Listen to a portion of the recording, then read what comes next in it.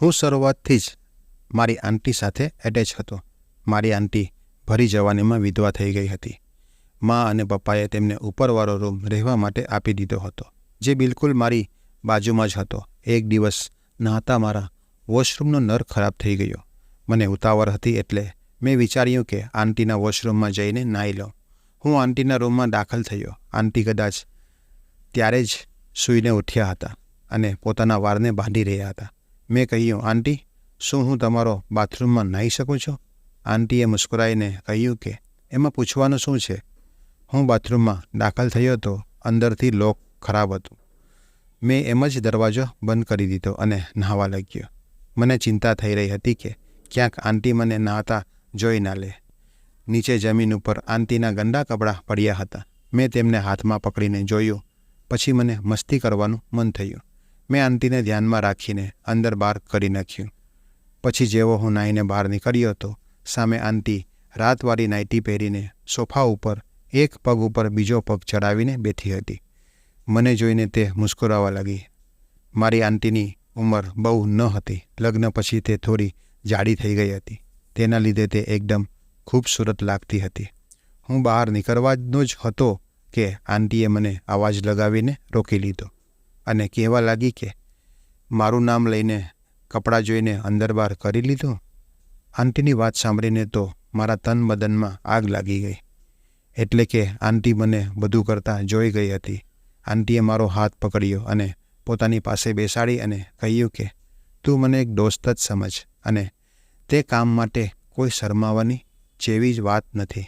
તું રાત્રે મારા રૂમમાં આવી જજે, હું તને શીખડાવીશ. હવે હું રાતની રાહ જોવા લાગ્યો. જ્યારે રાતના 2 વાગ્યા તો હું આંટીના રૂમમાં દાખલ થયો. આંટીને જોઈને તો મારું મોઢું ખુલ્લું જ રહી ગયું. આંટીએ આજે નાઇટ ડ્રેસમાં ખૂબ જ ખૂબસૂરત લાગી રહી હતી અને મને જોઈને તે બોલી કે તમે તો આવવામાં ખૂબ જ મોડું કરી દીધું. હું ક્યારથી તારી રાહ જોઈ રહી હતી. મને ખબર છે કે તું કઈ વસ્તુનો શોખીન છે. દરવાજો બંધ કરીને આવી જા. મેં દરવાજો બંધ કર્યો અને આંટીની પાસે જઈને બેસી ગયો. આંટી પોતાનું કામ શરૂ કરે તે પહેલાં મેં કહ્યું, આંટી, લાઇટ બંધ કરી દો, મને બહુ શરમ આવે છે. આંટીએ પોતાના નરમ હાથ મારા મોઢા ઉપર રાખી દીધા અને મને ચૂપ રહેવાનો ઇશારો કર્યો. આટલામાં જ આંટીએ પોતાના ડ્રોવરમાંથી વેસેલીન કાઢ્યું અને મને કહ્યું કે ચાલ હવે તારો. મારું નામ વિજય છે. હું રામપુરનો એક ગામમાં રહું છું. મારી ઉંમર 26 વર્ષની છે. અમારું ઘર એક ગામમાં હતું અને ગામનું મોસમ પણ ખૂબ જ સારું રહેતું હતું. બધી જ ચીજવસ્તુઓ એકદમ ફ્રેશ મળતી હતી. એટલે અમે લોકો શહેર જતા હતા નહીં. અને એક બીજું કારણ એ પણ હતું કે ગામમાં અમારી ખૂબ જ જમીન હતી. તેથી તેમની દેખભાળ રાખવી જરૂરી હતી. પિતાજીના એક જ નાના ભાઈ હતા, જે મારા કાકા મારા પિતાજી કરતાં નાના હતા, પરંતુ તે મારાથી ફક્ત 2 જ વર્ષ મોટા હતા. તેમના લગ્ન એક ખૂબ જ ખૂબસૂરત છોકરી સાથે થયા હતા. તે ખૂબ જ ફ્રી માઇન્ડ ધરાવતી હતી. તેના કપડાં એટલા ફેશનેબલ હતા કે હું તેને જોતો જ રહેતો હતો. તેનો ચહેરો ખૂબ જ આકર્ષક હતો. કદાચ આ જ કારણ હતું કે તે પોતાને શણગારવામાં જ આખો દિવસ વ્યસ્ત રહેતી હતી. આંટી એવું વિચારતી હતી કે કુદરતે તેને સુંદર શરીર આપ્યું છે તો તેને છુપાવવાનો કોઈ ફાયદો નથી, પરંતુ તેને દેખાડવામાં જ ભલાઈ છે. આંટીને જોઈને બીજી છોકરીઓ પ્રત્યે મારો રસ ઓછો થઈ ગયો હતો. મારી પણ 2 છોકરીઓ સાથે ફ્રેન્ડશિપ હતી. હું તેની સાથે બસ ક્યારેક જ વાત કરતો હતો.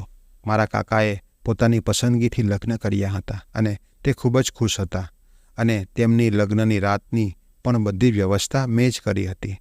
હું કાકાને ખૂબ જ ખુશકિસ્મત સમજતો હતો કે કાકાની શું કિસ્મત છે, પરંતુ કિસ્મતને તો કંઈક બીજું જ મંજૂર હતું. લગ્નના 1 વર્ષ પછી મારા કાકાનું મૃત્યુ થઈ ગયું. આંટીને ખૂબ જ આઘાત લાગ્યો. હવે તેની સાથે કોઈ પણ હતું નહીં. તે ખૂબ જ ઉદાસ થઈ ગઈ હતી. હું પણ તેને આશ્વાસન આપવાની કોશિશ કરતો હતો. મા પપ્પાએ તો ફેસલો કરી લીધો હતો કે આંટી હવે અમારી પાસે જ રહેશે. એટલે અમે ઘરના ઉપરવાળા રૂમની સફાઈ કરાવી દીધી હતી અને આંટીનો બધો સામાન રૂમમાં શિફ્ટ કરાવી દીધો હતો, જેથી આંટી આરામથી રહી શકે. આંટી પણ અમારી વાત માની ગઈ હતી. તે પણ એમ જ ઈચ્છતી હતી કે તે અમારી સાથે રહે, કેમ કે અમારા ઘરની પરિસ્થિતિ ખૂબ જ સારી હતી. જ્યારે આંટીના માવતરની પરિસ્થિતિ એટલી સારી હતી નહીં અને આંટી પોતાની આખી જિંદગી અહીંયા સારી રીતે ગુજારી શકતી હતી. આંટી ઉપરના રૂમમાં શિફ્ટ થઈ ગઈ હતી. મારી પૂરી કોશિશ રહેતી કે હું આંટીને બધી રીતે ખુશ રાખી શકું અને તેમના ચહેરા પર એક મુસ્કુરાહટ લાવી શકું. એટલે હું તેમના બધા કામ કરતો અને તે પણ ખૂબ જ ખુશ થઈ જતી. હવે ધીરે ધીરે તેમની મુસ્કાન પાછી આવવા લાગી હતી. ક્યારેક હું વિચારતો કે તે તેમના પતિ વિના કઈ રીતે રહેતી હશે, કેમ કે પતિ વગર ખૂબ જ મુશ્કેલ હતું. તેમની જરૂરત પણ પૂરી થઈ શકતી ન હતી અને તેમના શરીરની જરૂરત પણ અધૂરી રહી જતી હતી. પરંતુ પછી હું વિચારતો કે શું ખબર આંટી ધીરજથી કામ લેતી હશે.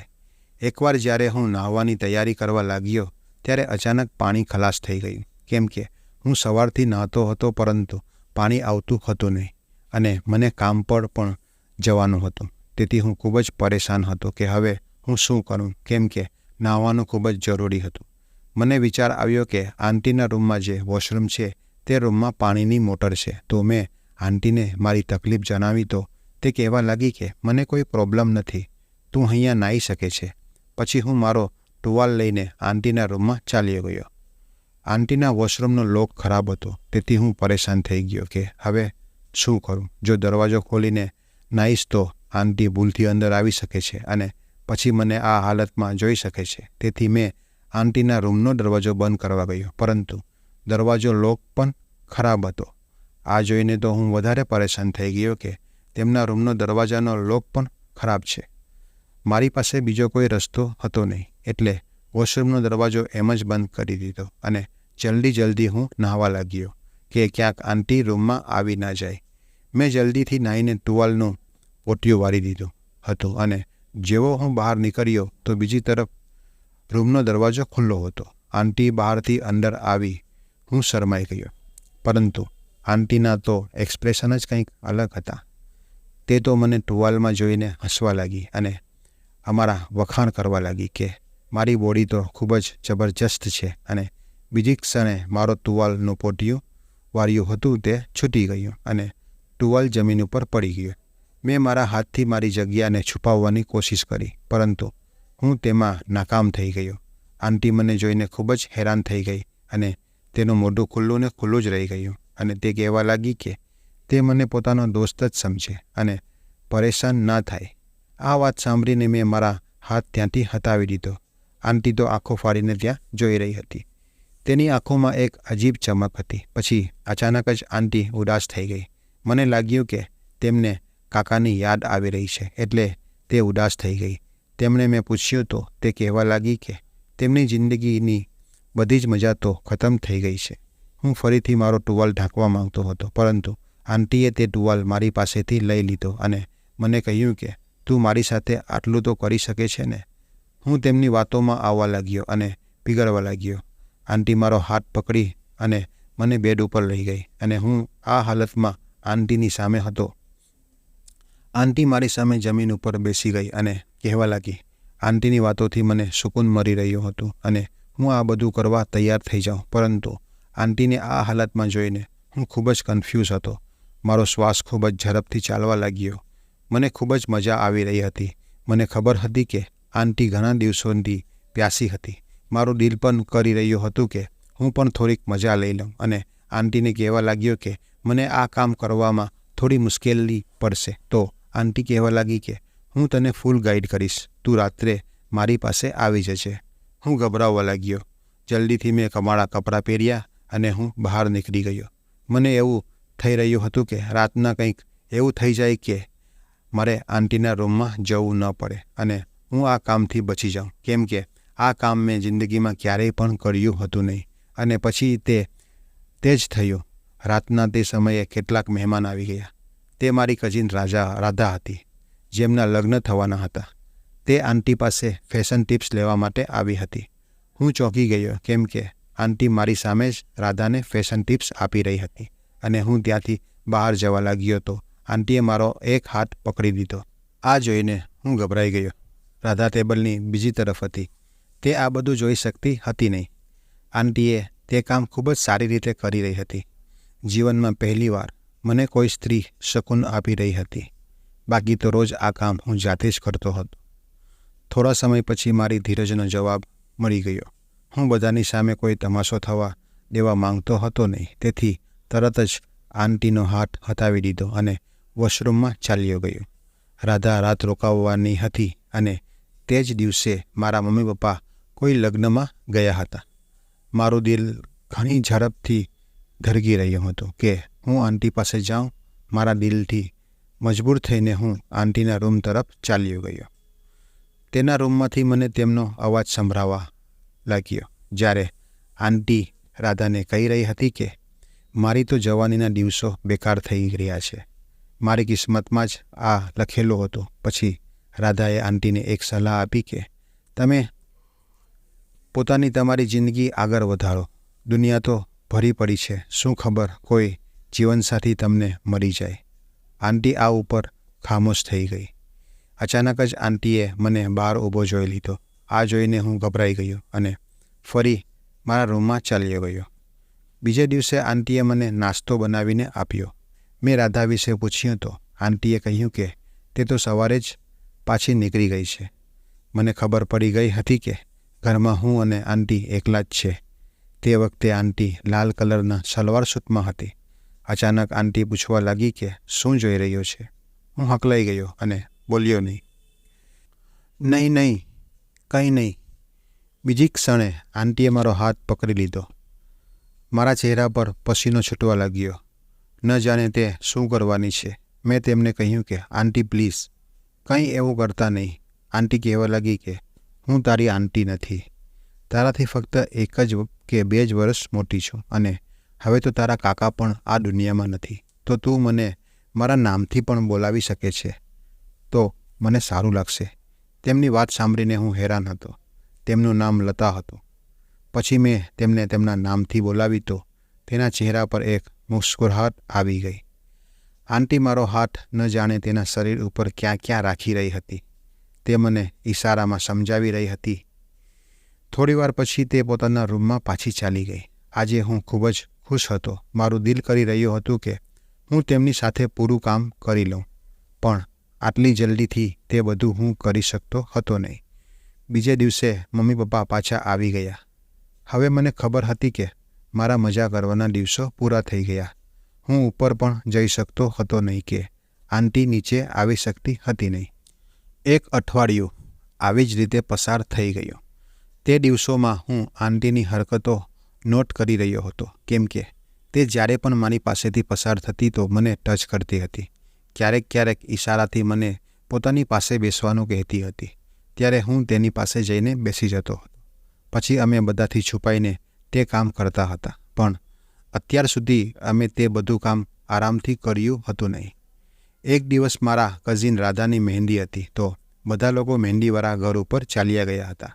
આંટીને તૈયાર થવામાં વાર લાગી. હું પણ ત્યારે ઘરે જ હતો. તેથી પપ્પાએ મને કહ્યું કે તું આંટીને લઈને આવજે. જેવા બધા ઘરવાળા ચાલ્યા ગયા તો ઘરમાં હું અને આંટી એકલા જ રહી ગયા. મેં જલ્દીથી બહારનો દરવાજો લોક કરી દીધો. મારો ઈરાદો આંટીને રૂમમાં જવાનો હતો. હું જલ્દીથી આંટીના રૂમમાં ગયો અને દરવાજો નોક કર્યા વગર રૂમમાં અંદર ચાલ્યો ગયો. આંટીએ મને જોયો તો તેની આંખો ચમકવા લાગી. મેં જોયું તો આંટીએ લહેંગો અને કુર્તી પહેરી હતી. તે આંટી ઉપર ખૂબ જ સરસ લાગી રહી હતી. આંટી કહેવા લાગી કે વિજય, મને ખબર છે કે તું ખૂબ જ શોખીન છે. લે આજે તારું દિલ જે પણ ચાહે, તારી જે પણ ઈચ્છા છે તે પૂરી કરી લે. આ સાંભળીને જ હું તેના ઉપર તૂટી પડ્યો. 20 થી 25 મિનિટ સુધી મેં બરાબર મજા લીધી. પછી હું તેનાથી અલગ થયો અને કહેવા લાગ્યો કે આંટી, આપણને લેટ થઈ રહ્યું છે. આપણને હવે જવું જોઈએ. આંટી ફરીથી ફ્રેશ થવા ગઈ. ફ્રેશ થઈ ગયા પછી મને પૂછવા લાગી કે હું કેવી લાગી રહી છું. મેં તેમને ખૂબ જ વખાણ કર્યા. પછી અમે લોકો મહેંદી ફંક્શનમાં પહોંચી ગયા. ફંક્શન પતી ગયા પછી અમે ઘરે આવી ગયા હતા. આંટી તેમના રૂમમાં ચાલી ગઈ હતી, પણ મારા દિમાગમાં તો તે જ ક્ષણ ફરી રહી હતી. દિલ કરી રહ્યું હતું કે ફરી પાછું તે બધી કરી લઉં, પણ ન જાણે આંટીની શું ઈચ્છા હતી. રાધાના લગ્ન થઈ ગયા હતા. તે લોકો હનીમૂન ઉપર જવાના હતા. જ્યારે રાધા કહેવા લાગી કે મારા પતિને ડ્રાઇવિંગ આવતી નથી, એટલે તું અમારી સાથે ચાલ. મારી માએ તરત જ ના પાડી દીધી કે વિજય કબાબમાં હડ્ડી શું કરવા બને અને તે ત્યાં એકલો શું કરશે. ત્યારે મને એક વિચાર આવ્યો. મેં માને કહ્યું કે તમે ફિકર કરો નહીં, હું અને આંટી તેમની સાથે જઈએ છીએ. મા આંટીનો ખૂબ જ ખ્યાલ રાખતી હતી અને આ સાંભળતા જ તે કહેવા લાગી કે હા, તારે આંટીનું પણ મૂડ ફ્રેશ થઈ જશે, બહાર ફરવા જશે. તો માએ તરત જ હા પાડી દીધી. આંટી અને હું પણ ખૂબ જ ખુશ થઈ ગયા હતા. અમે ત્યાં એક હોટલમાં રોકાયા હતા. આંટી કહેવા લાગી કે તારી ઈચ્છા હોય તો તું એક અલગ રૂમ લઈ શકે છે. મને ખબર હતી કે આંટી આ વાત પોતાના દિલથી બિલકુલ કહી રહી હતી નહીં. મેં એક જ રૂમ બુક કર્યો હતો. આંટી આજે જીન્સ અને ટોપમાં હતી. આવા કપડામાં મેં આજે તેમને પહેલી વાર જોઈ હતી. અચાનક મને ખ્યાલ આવ્યો કે અમારે એક મૂવી જોવી જોઈએ. તો મેં એક મૂવી લગાવી દીધી અને હું અને આંટી બંને મૂવી જોવા લાગ્યા. મેં જાણી જોઈને ઇંગ્લિશ મૂવી લગાવી હતી. તે મૂવીના રોમેન્ટિક સીન હું અને આંટી એકદમ ખામોશીથી જોઈ રહ્યા હતા. અચાનક જ આંટીએ મારો હાથ પકડી લીધો અને જેવો મેં તેમનો ચહેરો જોયો તો તે રડી રહી હતી. હું એવું બિલકુલ ઈચ્છતો હતો નહીં કે તે મૂવી જોઈને રડે, એટલે મેં તરત જ મૂવી બંધ કરી દીધી અને પછી તેમને પૂછવા લાગ્યો કે આંટી શું થયું. તો આંટી બોલી કે તારા કાકાની યાદ આવી રહી છે. મને આ મૂવી ખૂબ જ પસંદ હતી અને અમે લગ્નની પહેલી રાત્રે મારા લીધે તમારા કાકાએ આ મૂવી લગાવી હતી, જેથી હું આ બધું જાણી શકું કે લગ્નની રાત્રે શું શું અને કઈ રીતે કરવાનું હોય છે. હું આ ખૂબ જ શરમ અનુભવી રહ્યો હતો. મેં આંટીના મારા ઘરે લગાડી અને કહ્યું કે મને માફ કરી દો, મેં તમારું દિલ દુખાવ્યું છે. આંટી કહેવા લાગી કે એવી કોઈ વાત નથી. મેં ધીરે ધીરે આંટીને કમર થપથપાવવા લાગ્યો. અમે લોકો ફરી ગામ ચાલ્યા ગયા હતા. મા આંટીને જોઈને ખૂબ જ ખુશ થઈ ગઈ હતી. તેમને પણ લાગી રહ્યું હતું કે અમારું બહાર ફરવા જવું સારું થયું હતું. આવી રીતે મારા દિવસો પસાર થઈ રહ્યા હતા. મારા ચહેરા પર પણ રોનક આવી ગઈ હતી. જ્યારે પણ મારા દોસ્ત મને જોતા તો પૂછતા.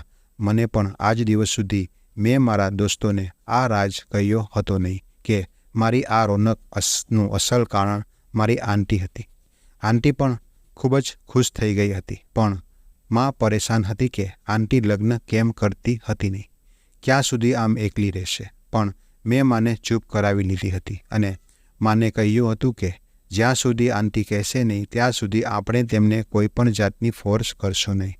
પરંતુ આંટી એ વિચારી રહી હતી કે હું તેની સાથે ક્યાં સુધી રહીશ, કેમ કે મારા ક્યારેક ને ક્યારેક તો લગ્ન થવાના જ હતા. પછી આંટી ખૂબ જ પરેશાન થઈ જતી હતી.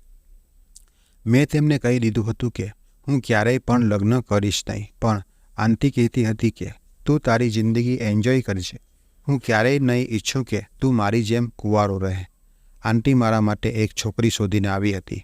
મારા લગ્નની બધી તૈયારીઓ પણ આંટીએ જ કરી હતી અને લગ્નની રાત આવી તો હું પહેલાં મારી આંટી પાસે ગયો. મને જોઈને તે બોલી કે તું અહીં કેમ આવ્યો છે. મેં તેમને બોલવાની કોઈ પણ તક આપી નહીં. થોડા સમય પછી હું મારા રૂમમાં ગયો. મારી પત્ની ખૂબ જ સુંદર હતી, પણ આંટી જેવી કોઈ વાત તેનામાં હતી નહીં. હું હજુ પણ મારી આંટી પાસે જ રહેતો હતો અને તેમની બધી જ માંગણીઓ પૂરી કરતો હતો. મારી પત્ની પણ આંટીની દેખભાળ રાખતી હતી. આંટીના લીધે હું મારી પત્નીને તેના માવતર મોકલી દેતો, કેમ કે મારું દિલ ઈચ્છતું હતું કે હું આંટી સાથે દરેક વખતે રહું. મારી પત્ની પણ ખુશ થઈ જતી કે હું તેમનો ખૂબ જ ખ્યાલ રાખું છું અને તેમને તેમના માવતર મોકલું છું. આંટી આજે પણ એટલી જ જવાન છે જેવી થોડા વર્ષો પહેલાં હતી અને તેની સાથે રહીને મને જે સુકૂન મળતું હતું તે બીજે ક્યાંય મળતું હતું નહીં. એટલે જ આજ દિવસ સુધી હું તેને ભૂલી શક્યો નહીં. પરંતુ એક દિવસ મારી પત્નીએ મને અને આંટીને એવી હાલતમાં જોઈ લીધી કે તે હેરાન થઈ ગઈ અને મને કહેવા લાગી કે મને તરત જ છૂટાછેડા આપો. મેં તેમને સમજાવવાની ખૂબ જ કોશિશ કરી, માફી પણ માંગી કે હવે આગળ આવું ક્યારેય બનશે નહીં. પરંતુ મારી પત્ની મારી કોઈ પણ વાત સાંભળવા તૈયાર હતી નહીં. તે કહી રહી હતી કે ન જાણે તમે બંને મારી પીઠ પાછળ તમારી રાતો રંગીન કરી રહ્યા હતા અને હજી પણ ન જાણે કેટલી વખત તમારી રાતો રંગીન કરશો. હું તારી પર વધારે ભરોસો કરી શકું તેમ નથી અને તારી સાથે મારી જિંદગી પસાર કરવા નથી માંગતી. આખરે મારી પત્નીએ મને છૂટાછેડા આપી અને કાયમ માટે છોડી ગઈ. ત્યારે મારા માતા પિતાને આ વાતની ખબર પડી તો તેઓ પણ ખૂબ જ ગુસ્સે થઈ ગયા. આંટીને ખૂબ જ ખરાબ રીતે બોલ્યા અને તેમને ઘરની બહાર ધકેલી લીધી. પણ મેં પણ એક કઠોર નિર્ણય લીધો અને મારા મા-બાપના કહેવા છતાં હું આંટી સાથે મારું ઘર છોડીને ચાલ્યો ગયો અને આંટી સાથે મેં પછી લગ્ન પણ કરી લીધા. આંટી ભલે વિધવા હતી પણ તેને પણ જિંદગી ગુજારવાનો હક હતો. હવે મેં પૂરી રીતે મારી આંટીને મારી પત્નીના રૂપમાં સ્વીકારી લીધી હતી અને અમે બંને ખુશી ખુશી આઝાદભરી જિંદગી ગુજારી રહ્યા હતા. કદાચ હું આંટી સાથે લગ્ન ના કરત તો ખબર નહીં આંટીનું શું થયું હોત. શું ખબર તે કોઈ ખરાબ રસ્તે ચાલી જાત, ક્યાં તો પછી કોઈ ખરાબ લોકોના હાથમાં આવી જાત. મિત્રો, તમને વાર્તા કેવી લાગી? જો તમને વાર્તા પસંદ આવી હોય તો વિડીયોને લાઇક કરજો અને એક સરસ મજાની કોમેન્ટ પણ કરજો. અને જો ચેનલ ઉપર નવા આવ્યા હોય તો ચેનલને સબસ્ક્રાઈબ પણ કરજો. આ વિડીયો જોવા બદલ તમારો આભાર. ધન્યવાદ. જય શ્રી રામ.